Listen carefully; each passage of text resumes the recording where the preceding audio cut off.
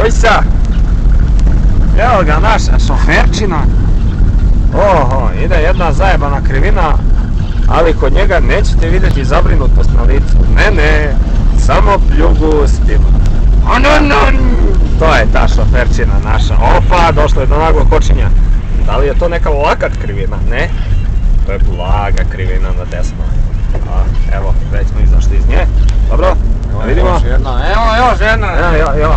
Majstor kaže još jedna, da vidimo. Ne, sviđa. Nije odmah ništa. Kao što vidite, kišno je vreme, nema loše. Vidite šta je šoferčina pro. Taki piks mi ima tada. Pršnikom. Kakav je to? Kakav izvanredan vozač. Snimi ovo bakicu. Evo je bakica. Ovdje opet bakice. Ovdje bakice. Ali to je bakice. Ajde.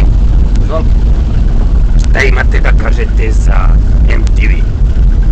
Ono samo ovako, kamera. Ja kažem, ovo je mnogo je blizu. Ja? Idem odam u burnu, ja ne mogu da vozim. Je? Jer ja kad vozim, ja vozim. Nema mi muzike, Raka Eschinger si izgubio. Ja kad sam tužan, prijevljenja. Kao što vidite, sve po propisima. Mečka je mečka. Brzine tiče, tu je čak i ova švesta čudnog izgleda. Poznata velikim automobilskim fanovima. Sigurno ćete znati. Opa, evo ga, auto ide nam u susret, mi smo ga vidjeli dugo. Čak nekih 7-8 km. Da, brzo je. Poput munje. Znate, mogu je bolje vidjeti svoj način. Jel? Evo mi Raka Eschingera. Šoferčina, ali da, to je Sony od CD player. Evo ga Raka. Evo. Nasimo Raku, sad veselje. Ajde, da! Kako se vesele ovi srpski vozači, to je neverovatno.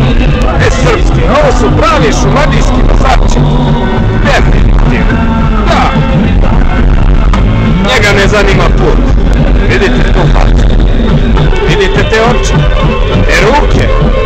A tek te noge. To je prešlo više stotina hiljada kilometara. Čak i njegov mozak nije toliko razvijen da razmišlja o drugim stvarima, osim nepredvidivih i predvidivih stvari na putu kao što je ovaj traktor. Aha, šta se sad desi? Da li ćemo ga obići? Da li ćemo ga udariti? On je stao.